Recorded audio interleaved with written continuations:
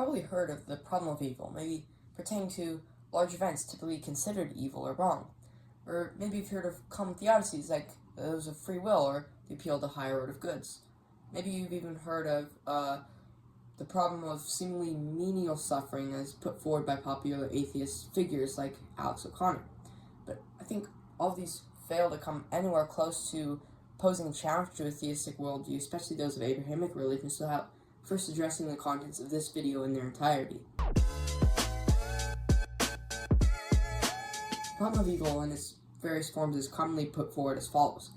If an event, we'll call it A1, exists and has a moral level of badness, however you want to assign this utility level to it, that makes it so intolerable that it could not be justified by another event, A2, we'll call it, whether because of the just sheer level of badness that we can assign to A1, or just because of the very few possible good-making qualities that we can assign to A2. Therefore, as normally said, a triune God cannot exist.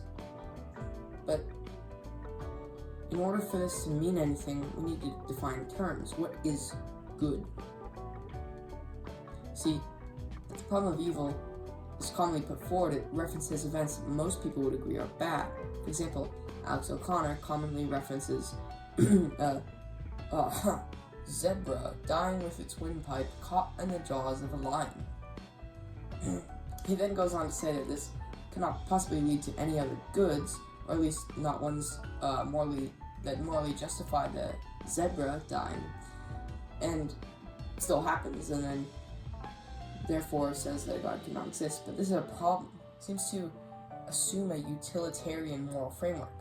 This is a very contested topic.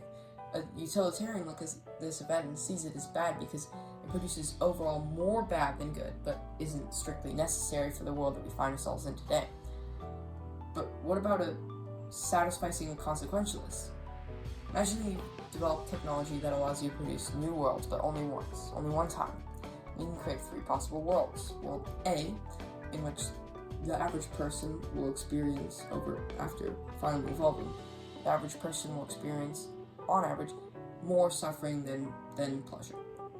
You've also got World B. In World B, the average person will experience slightly more pleasure than pain, or whatever quality or term you want to use to mean good or evil or bad. And then we have World 3. In World 3, the average person, after evolving, will experience much, much, much more pleasure than pain.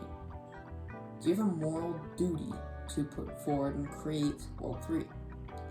Well, a utilitarian would certainly say so, yes, because they think in maximizing in good over evil. But not so for a satisficing consequentialist. They would say, okay, look, clearly we cannot make World 1. That would be clearly moral because there's more pain or bad than good. But in both Worlds 2 and 3, people are on average more happy than they're sad, or they're experiencing more good than they're bad. So creating either World 2 or World 3 is morally justifiable. You do not have to maximize good over evil. How can we assign either one of these or many other popular debated moral frameworks to God, especially that put forward by common Abrahamic religions like Judaism or Christianity or Islam? The only way around this is by accepting a deontological foundation of ethics in which you don't judge morality based on the rightness or wrongness that you can ascribe to states of being.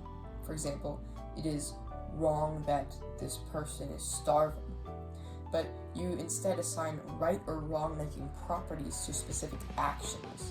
So if you take this view, perhaps God's moral quality should not be judged based on the states of being that he allows, even though he is omnipotent and omniscient, so therefore has the power to change the state of being into whatever seems logically possible. But maybe it's on how he acts and how he specifically influences those things in his actions, not on the states of being that those actions produce.